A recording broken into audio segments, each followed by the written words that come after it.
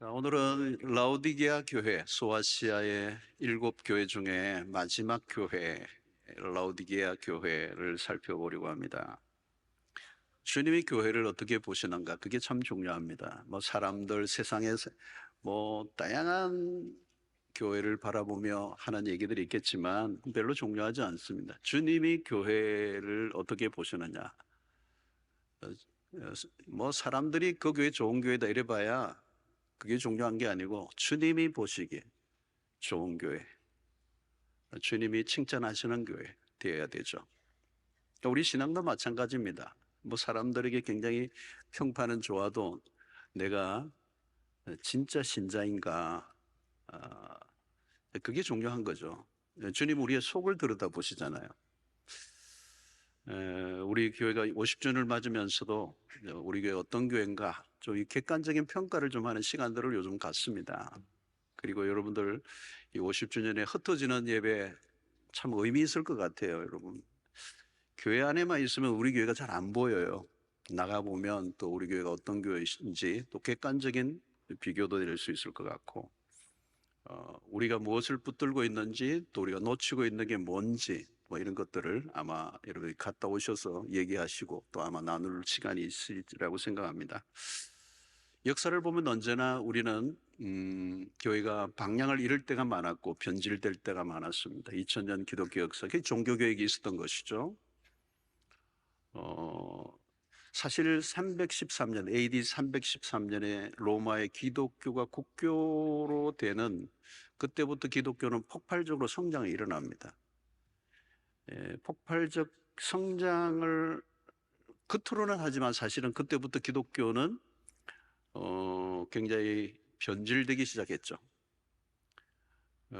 왜냐하면 예수를 믿으면 핍박이 일어났을 때는 진짜 신자들만 모였거든요. 왜냐하면 핍박이 있는데 누가 가짜로 예수를 믿을 사람이 있겠어요? 그런데 이제 국교화가 되고 예수를 믿는 게 편안해지고 또 신앙을 가졌다는 것이 삶의 플러스가 될 때, 유익이 될 때, 이제 가짜들이 양산되기 시작하고, 그것은 평신도뿐만 아니라 목회자도 마찬가지입니다. 이 변질이 시작이 된 것이죠. 그런데 여러분, 이 변질이라는 것은 우리의 눈에 보이는 모든 것은 언제나 변질이 일어납니다. 그대로 있는 것은 없습니다. 다 변하고 있는 거죠. 근데 문제는 긍정적으로 변하면 우리는 그걸 변화라고 얘기하죠. 근데 그게 부정적으로 변하면 우리는 그것을 변질이라고 얘기합니다. 그러니까 내 신앙이 처음 믿었을 때와 지금 나는 어떤가를 여러분들 한번 점검을 해 보십시오. 내가 처음 믿을 때보다 나는 신앙이 더 좋아져 가고 있다? 아니면 좀 못해져 가는 것 같아? 아니면 좀 그대로인 것 같아? 어느 쪽입니까, 여러분? 오늘 라오디게아 교회는 그리스도가 보시기에 어떤 교회느냐? 7교회 중에서 4대 교회도 아주 심각한 그런 평가를 받았습니다만은 4대 교회보다 이 라오디게아 교회가 받았던 평가가 가장 최악입니다. 자, 이 주님의 책망이 뭐냐면 오늘 16절을 보면 이렇게 말씀하고 있습니다. 16절에 내가 이같이 미지근하여 뜨겁지도 아니하고 차지도 아니하니 내 입에서 너를 토하여 버리리라. 뜨겁지도 않고 차지도 않다. 미지근하다는.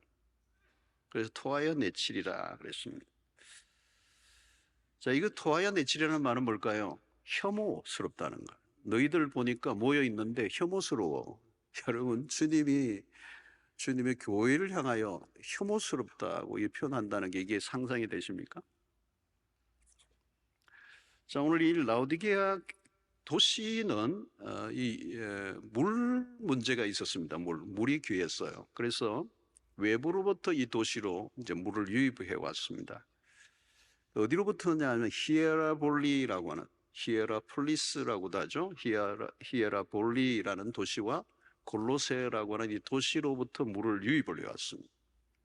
근데 히에라볼리는 지금도 터키에 가면 이제 볼 수 있는 곳이죠.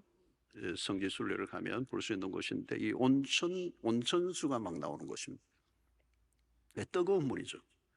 근데 골로새는 이 굉장히 높은 이렇게 설산, 눈이 녹으면서 내리는 아주 차가운 물이, 아주 깨끗한 물이 이 골로새로부터 이제 이 라오디게아로 흘러왔습니다. 요즘과 같이 이런 수도관이 있는 게 아니고 돌과 진흙으로 만든 관이죠. 그렇게 이제 물이 흘러오는데 먼 거리에서 뭐 18km 뭐 이렇게 먼 거리에서 계속 오다 보면 이 물이 이제 합쳐지면서 미지근하게 되는 거예요. 그리고 그 물에 뭐 오염이 되지 않겠어요? 뭐 새들도 똥을 싸고 뭐 긴 길에 불순물들이 들어가니까 이제 이 물이 미지근해지고 또 이 광물질인 온천수의 이 물맛이 냄새가 나면서 고약해지는 거죠. 그래서 마시면 토해낸다는 겁니다. 주님은 이 라오디게아 교회의 상태가 마치 그와 같아. 예. 이 라오디게아라고 하는 이 단어 이름의 뜻도 냉담하다는 뜻이 있습니다. 냉담하다. 다르게 표현하면 이것도 저것도 아니다라는 뜻이 들어 있습니다. 주님이 라오디게아 교회에게 너가 차갑든지 뜨겁든지 해라. 예. 여러분, 뜨겁다라고 하는 것은 우리가 와닿습니다. 신앙이 뜨거워야죠. 그죠? 신앙이 뜨거워야 돼. 복음이 들어오면 뜨겁게 만나 가슴을 막 불태우는. 성령을 우리는 불로 상징하잖아요. 성령이 불이 붙여지는 거예요. 은혜를 받으면 뜨겁습니다. 여러분, 은혜 받은 교회는 뜨겁습니다. 굉장히 뜨겁습니다. 자, 그런데 차갑든지 하라는 말은 뭘까? 이제 여기에 대해서 해석이 굉장히 다양해요. 복잡합니다만은 우리가 초점을 맞춰야 될 것은 차갑든지 하라, 차갑든지 뜨겁든지 하는 말은 뭐 성령에 충만하든지 아니면 그냥 뭐 무신론자처럼 되라 이 말을 하는 건 아니겠습니까? 그죠? 주님이 여기서 강조하고 싶은 메시지의 핵심은 미지근한 상태의 위험성을 지적하고 있는 것입니다. 이제 이 미지근함이란 도대체 뭐냐 거죠. 자, 이들은 라오디게아 교인들이 교회를 안 다녔겠습니까? 교회를 열심히 다닙니다. 예배도 드려요. 설교도 듣고 헌금도 하고 봉사도 하고. 문제는 뭔가 하면 뭘 안 하는 게 아니고 하고 있는 게 오히려 문제가 되는 것입니다. 무슨 말씀입니까? 이들은 열심히 하고 있지만 그 열심히 하는 외적인 행위로 스스로를 만족하고 있는 이 바리새인들의 예가 좋은 예입니다. 바리새인들, 예수님의 시대의 바리새인들 철저합니다. 철저한 종교 생활을 합니다. 율법을 열심히 지킵니다. 오늘날로 치면 교회 안에서 모범생입니다. 모범생. 누가 봐도 그분은 뭐 투표하면 일꾼에 뽑힐 만한 사람들입니다. 그런데 여러분 이게 위험합니다. 여러분 우리가 종교적 모범생이 되는 것은 우리의 목표가 되면 안 됩니다. 이 종교적 모범생들의 특징이 뭐냐면 스스로 자아도취에 빠져 있는 거예요. 그런데 주님이 보시기에는 전혀 아니에요. 여러분 이 미지근함을 우리가 경계해야 하는데 우리는 다 해요. 교회도 마찬가지. 갖출 것 다 갖추고 프로그램도 훌륭하고 다 돌아가요. 겉으로 보기에는 문제가 없어. 그런데 실상은 사대교회처럼 죽은 자다. 이걸 우리는 디모데서에서는 말하고 해요. 경건의 모양은 있는데 경건의 능력은 없다는 거죠. 다 갖추고 외적으로는 훌륭한 교인처럼 보이는데 실상은 아니라는 거. 왜요? 종교적 위선이라. 여러분 주님은 오늘 여기 앞부분에 보면 주님은 아멘이시오라고 그랬어요. 아멘이시오. 그분은 진실하신 분이다. 여러분 우리가 경계해야 되는 것은 이 겉모양의 신앙입니다. 정기적으로 교회 출석해요. 교회 문화에 익숙합니다. 자신은 잘하고 있다고 믿는 거죠. 그러나 실상은 하나님과의 관계 속에서 이미 단절되어져 있는 죽은 상태. 그래서 여러분, 여기 미지근함이라는 말은 지속적인 그리고 고정된 상태를 말합니다. 그러니까 미지근함의 신앙의 상태가 만성적이라는 거예요. 차갑거나 더웠거나 하는 방향으로 갈 가능성이 전혀 없음. 그 미지근한 상태가 요지부동이라는 거예요. 이것을 우리는 미지근함의 고착화라고 표현할 수 있습니다. 변화를 하려고 하거나 자신의 신앙에서 한 번도 뜨거워 본 적이 전혀 없음. 하나님의 은혜를 체험해 본 적이 없는 거예요. 그런 체험이 전혀 없음에도 불구하고 종교적인 열심을 다할 수 있어요. 그리고 사람들에게 인정을 받을 수 있습니다. 여러분, 하나님의 은혜를 체험해 본 적이 없으면요, 영적인 갈망 자체가 없습니다. 나 저렇게 예수 믿고 싶어라고 하는 그런 갈망이 내 안에 있지 않아요. 왜? 그걸 경험해 본 적이 없어요. 그러니까 미지근한 것이 본래 정상인 줄로 알고 있는 사람들. 이런 분들은 주로 어때요?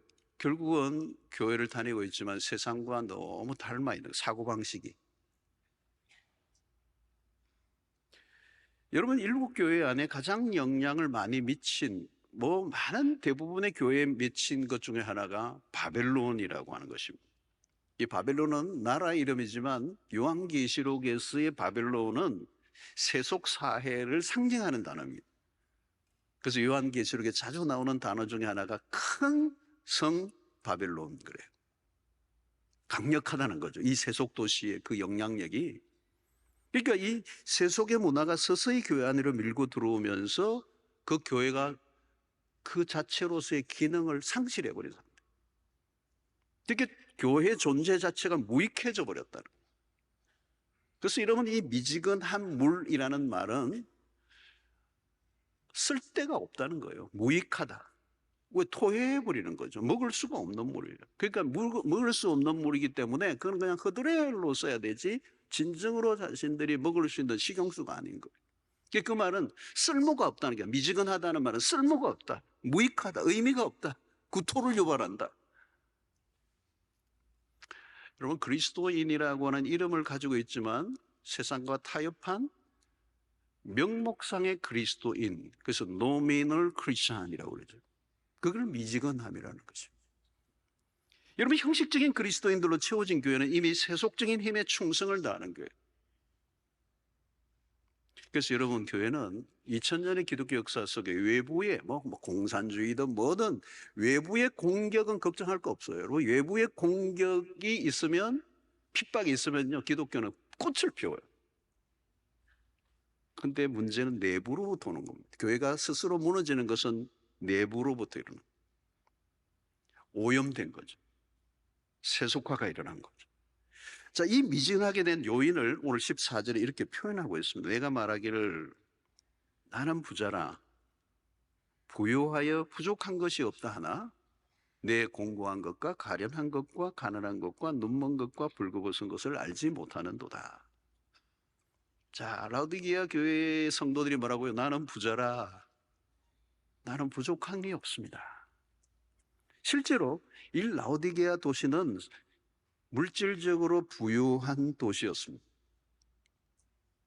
그러니까 이 라오디게아 도시는 금융, 패션, 의료 중심지역, 상업과 무역의 도시였습니다.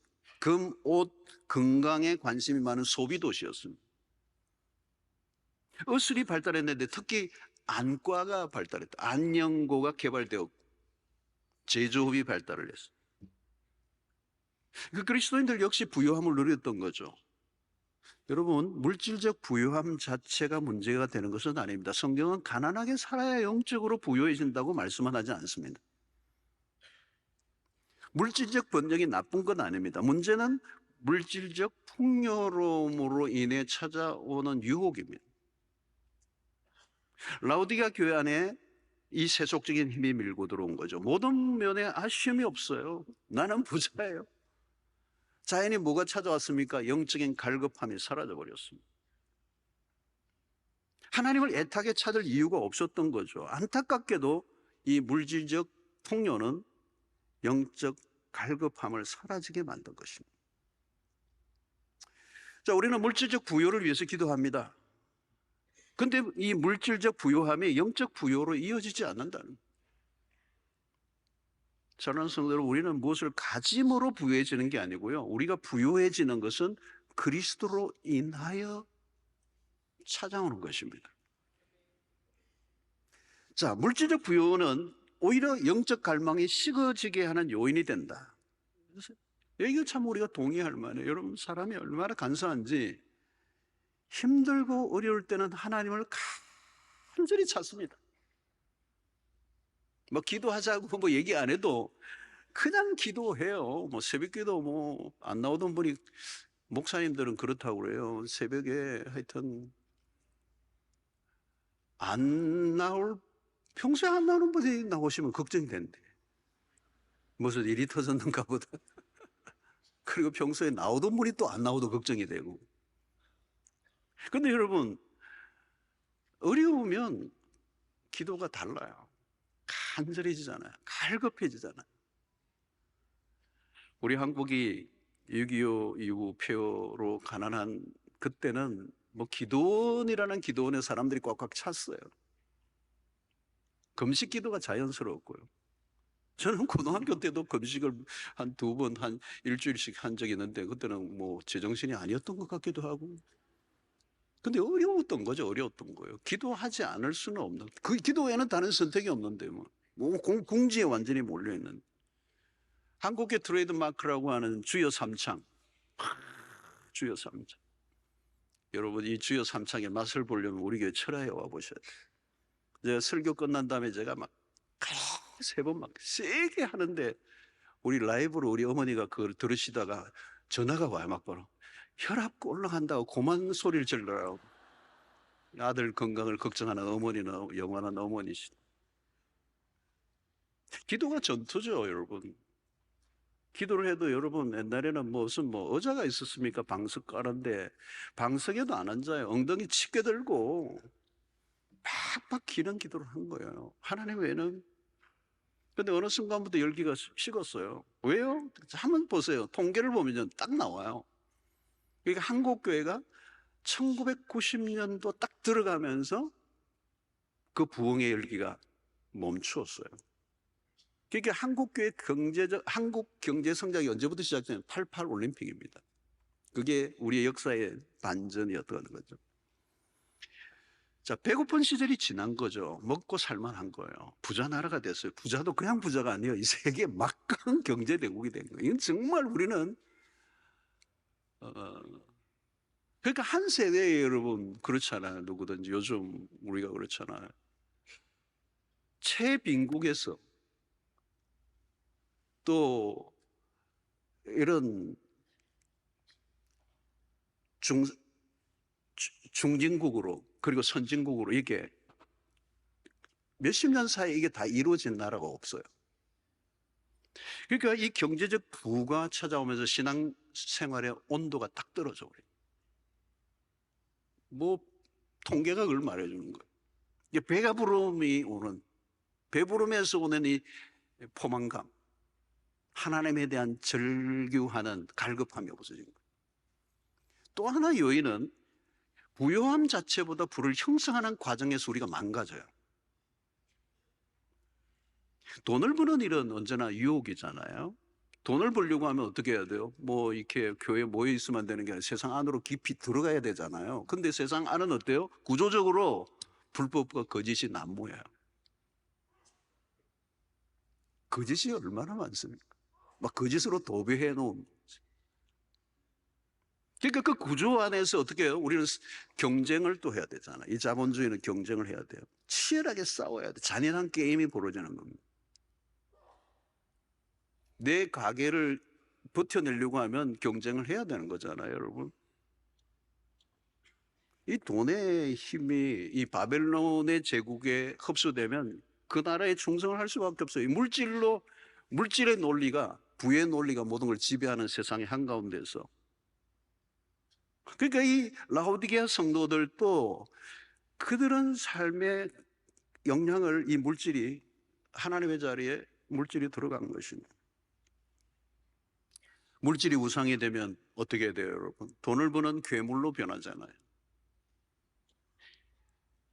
괴물이 딴 게 아닙니다. 경쟁자를 잡아먹는 게 괴물이에요. 잡아먹어야 내가 사는데. 교묘한 속임수가 들어가기 쉽고 잔인해지게 하고 무서운 사람으로 돌변하잖아요. 그 돈 때문에 무서워진 사람들, 잔인해진 사람들이 얼마나 많습니까, 여러분? 그러니까 바벨론 제국의 하수인들이 되고 마는 거예요. 그러니까 오직 그리스도가 아닌 다른 것을 선택하는, 하나님이 유일한 선택이 아니고 여러 옵션 중에 한 분이 된 거죠. 그리고 내 신앙이 내 삶을 이루어가는 도구화가, 내 삶에 유익을 주는 도구로 신앙을 쓰는 것이지 신앙이 내 삶의 전부라고 고백을 하지 않게 되는 단계로 전락을 하는 것입니다. 자, 그래서 라오디게아 실상은 나는 부자라, 나는 부족함이 없다, 자신의 영혼의 상태를 자각하지 못하는 영적 무감각증에 빠지는 것입니다. 그래서 이 라오디게아가 안고 있는 문제를 주님이 몇 가지로 지적을 하죠. 너희들은 공고한 것들, 공고하다 너희들이. 경제적으로 아쉬움이 없고 그야말로 부자고 멋진 신상품을 온몸에 두르고 있지만 너희들의 영혼은 너무도 비참하다. 가련하다. 그죠? 영적으로 보면 너무 불쌍하다. 헐벗은 자들이다. 눈먼 자들이다. 벌거벗은 상태에 너희들이 있다. 그런데 문제는 뭐예요? 자신들이 어떤 상태에 놓여 있는지를 전혀 모르고 있다. 여러분, 나에게 어떤 결핍이 있는지를 알아야 그 결핍을 채울 거 아니에요. 그런데 영적인 결핍을 내가 전혀 느끼지 못하니까 그걸 채우려고 하지 않죠. 그게 미지근한 상태에 있는 거죠. 나는 문제가 없다. 나는 잘하고 있다. 여러분, 교회가 마찬가지죠. 우리 교회는 문제가 없어. 문제가 없는 교회가 있을까요? 없어요. 라오디게아 성도들은 자신들의 상태를 절대 알지 못한 것입니다. 근데 주님이 보시기에 뭐예요? 토하여 내치겠다는 거예요. 여러분, 영적으로 너무도 가난한 교회인데 부자라고 착각하고 있었습니다. 교회가 무엇으로 부유해야 될까요? 교회가 돈이 많고 건물이 크면 부유한 교회입니까? 그것은 그렇게 생각한다면 세속적인 기준이죠. 건물로 따지면 이단들 가운데 엄청난 건물을 가진 곳들이 많습니다. 자, 라오디게아 성도들은 자신들에게 문제가 없다고 생각해서 예배를 빠지지 않습니다. 신앙생활 나름대로 합니다. 기본적인 의무를 다 지킵니다. 그런데 이게 무섭다는 거죠.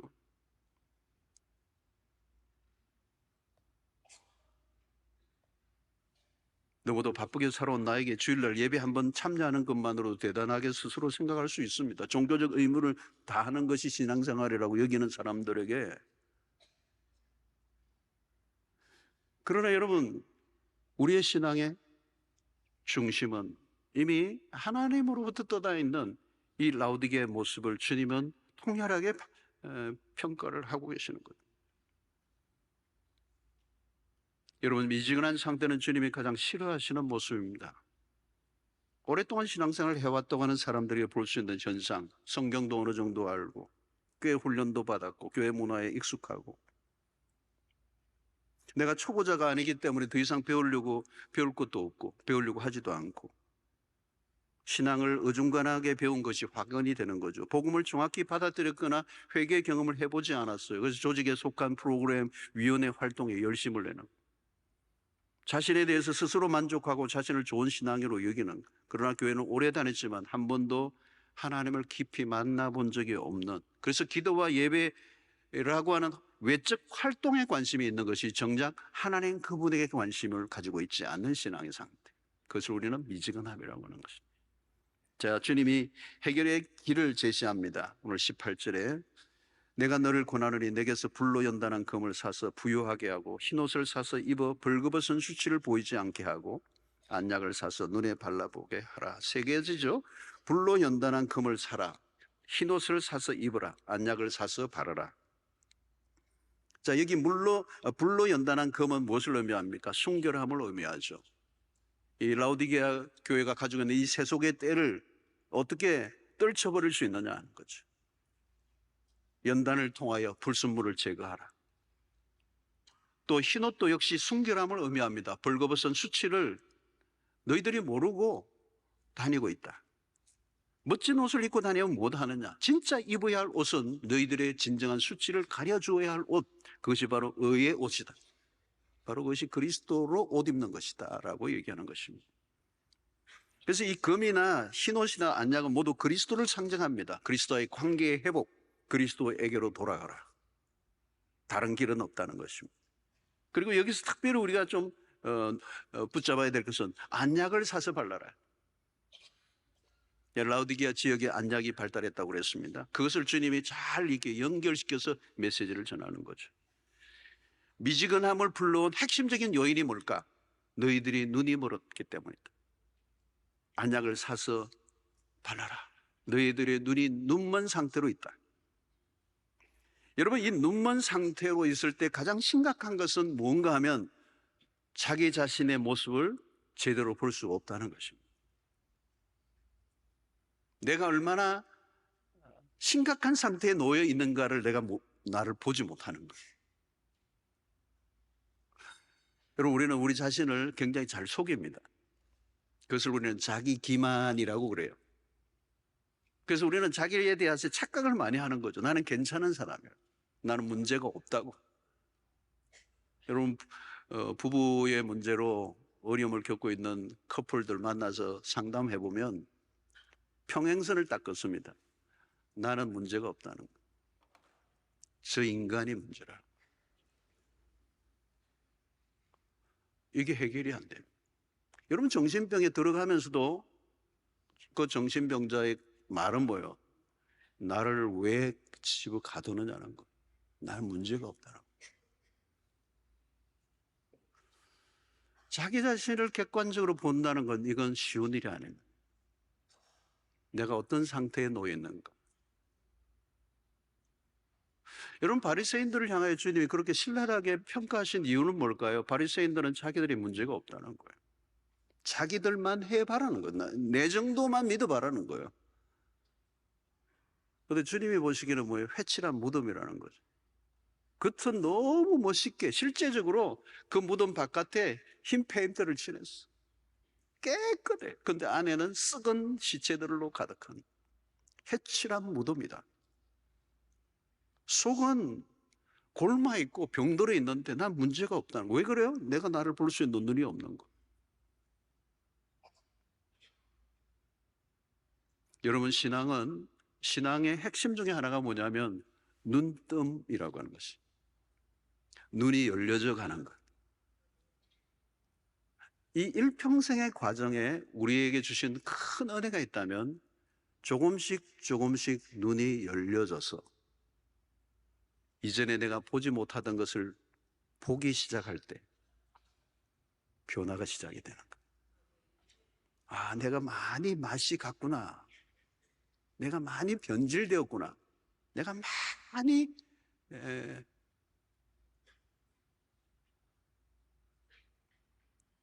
병이 들어있다는 사실을 깨닫는 그때부터 변화가 일어나게 되는 거예요. 그래서 안약을 사서 눈에 바르라는 거예요.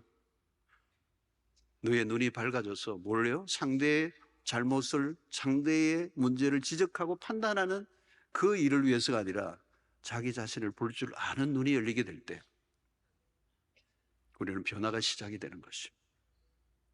주님은 회개를 촉구하시죠. 19절에 보니까 물론 내가 사랑하는 자를 책망하여 징계하노니 그러므로 내가 열심을 내라 회개하라. 그러니까 주님의 책망과 이 징계는 사랑의 사인입니다.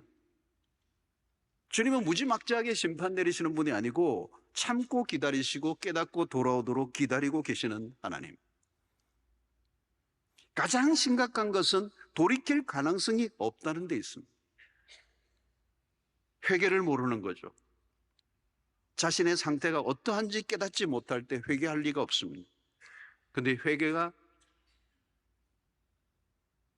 회개는 하나님의 은혜요. 회개하는 순간 돌이킬 때 하나님의 자유와 긍휼은 언제나 준비되어 있는 것입니다. 이 다음에 주님은 촉구를 하죠. 열심을 내라. 이것은 계속적인 행위를 요구합니다. 회개는 단 한 번의 그런 일이라면 열심은 계속적 행위를 말하는 거예요. 사랑하는 성도로 우리는 죄를 인정하고 미워하고 그 죄로 돌이킬 뿐만 아니라 하나님을 향하여 우리의 열심을 지속적으로 내도록 하나님께서 우리에게 말씀하고 계십니다. 자, 오늘 이 말씀을 통하여 우리에게 주시는 메시지 중에 하나는 질문이 하나 생겨요. 그게 뭐냐면 미지근한 신앙이라고 하는 것이 가능한가라고 하는 것입니다. 다르게 표현하면 적당하게 예수를 믿는 게 가능한가? 복음은 여러분 젊은이들의 표현으로 한다면 핫한 것입니다. 여러분 성령을 불로 비유한 것처럼 우리를 향한 하나님의 사랑은 핫해요. 뜨거워요. 그 사랑을 맛본 사람은 가슴에 불이 붙습니다. 여러분 우리가 뜨거워져야 하겠다고 결단한다고 뜨거워지는 것 아니에요. 내가 무엇을 믿는지, 내가 믿는 하나님이 누구이신지, 그리고 하나님이 행하신 일이 무엇인지를 내가 경험하면 그것이 복음이죠. 우리에게 행하신 가장 위대한 일은 예수 그리스도의 십자가의 복음이고 그 복음을 내가 정확하게 터치받으면 내 중심에 불을 일으키는 거죠.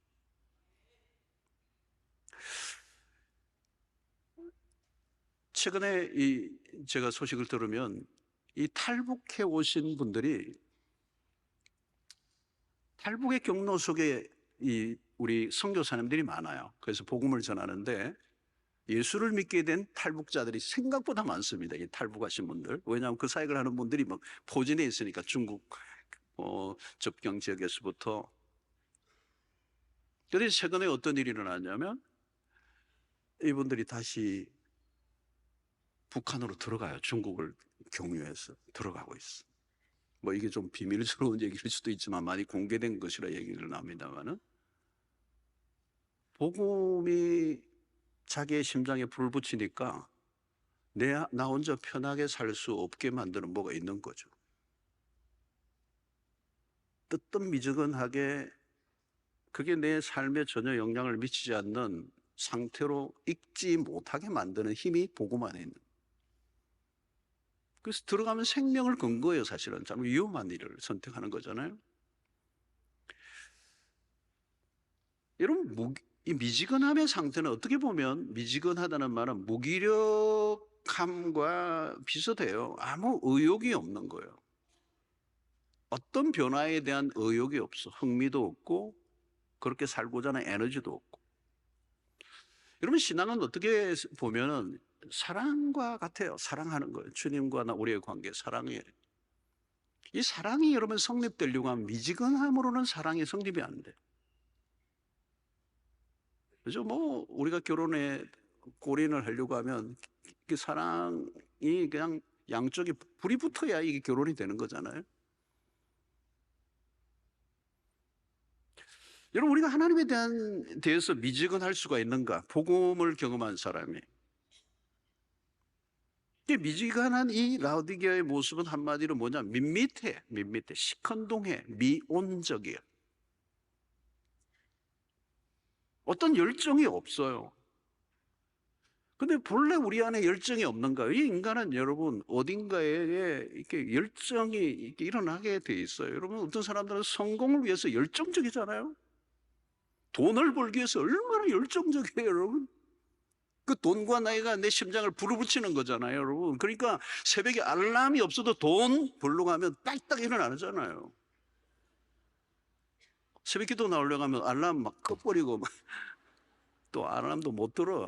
안 들려. 근데 돈 하면 그냥 알람 들을 필요가 없어요. 그냥 새벽에 그냥 몇 분 전에 깨요.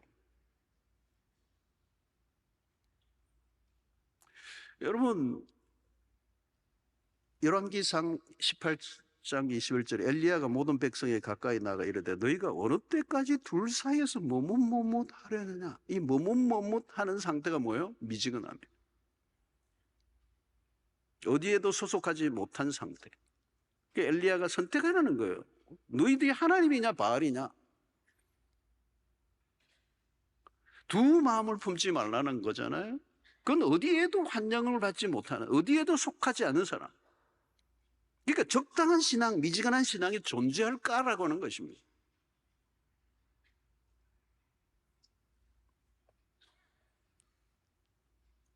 여러분은 어떤 일에 가장 열정적이십니까? 한 번도 하나님의 불꽃 같은 사랑을 경험해보지 못한 사람, 미증한 상태를 정상이라고 여기고 살아갈지 모릅니다. 물론 사랑은 어떤 데는 식을 때도 있습니다. 그러나 한 번 따갑게 사랑해 보았던 사람은 그 사랑의 열정이 회복되기를 원하는 갈망이 우리 안에 있는 거거든요. 근데 한 번도 경험해보지 않은 사람은 그 사랑에 대한 갈망이 없는 거예요. 이게 그냥 이렇게 하는 게 그냥 뭐 사는 거지, 부부관계도 마찬가지예요. 예수 그리스도의 복음은 우리의 심장에 불을 지릅니다. 주님을 만나면 가슴이 설레는 정도가 아니고 그냥 미치게 하는 거죠. 세포가 춤을 추는 정도가 아니에요. 그 복음은 우리의 존재 자체를 흔들어 놓습니다. 그러니까 광신도가 되라는 말은 이 아니라 이 세상에 어떤 영역이든 우리가 미치잖아요. 그죠? 사랑에도 미치지만 어떤 사람은 돈에도 미치고 권력에 미치고 인기에 미치고 주식에 미치고 게임의 아이들은 게임에 미치고 뭐 미치는 거예요. 마약에 미치고 미치는 거잖아요. 이 광기로 가득한 세상 어디에든 미치게 돼 있단 말이죠. 그러니까 우리 신앙이 하나님과의 우리 관계 속에서도 여러분 성경을 들여다보면요. 하나님이 우리에 대한 사랑은요. 다 광기 어린 사랑. 그래서 크레이지 러브라고 그래요. 크레이지 러브. 여러분 누가복음 15장에 나오는 탕자의 비유에서 둘째 아들을 기다리고 그 유산을 말아먹고 돌아온 그 아들을 향하여 살찐 송아리를 잡고 가락들을 세우고 목욕해주고 신발을 신기고 찬치를 버려주는 그 아버지는요 미친 거예요. 완전히 미친 거예요. 그러니까 큰 아들의 입장에서 보면 큰 아들의 입장에서 보면 미친 아버지예요. 그러니까 큰 아들의 입장에 우리가 쓸 때가 많아요. 그 아버지 미치다. 사랑하는 성도 여러분, 신앙은 뜨거워야 맞아요. 미온적인 것 아니면 믿는 척 하기에는 너무 힘든 거예요. 믿는 척 하면서 교회 다니는 건 너무 힘든 거예요. 진짜 믿어야지. 여러분 여름에 여기는 물로 표현을 했지만 우리는 오늘로 우리 젊은이들을 얘기하면 여름에 김 확 다 빠진 뜨뜻한 콜라. 그건 누가 마십니까? 버려야지. 영혼이 없는 무의미한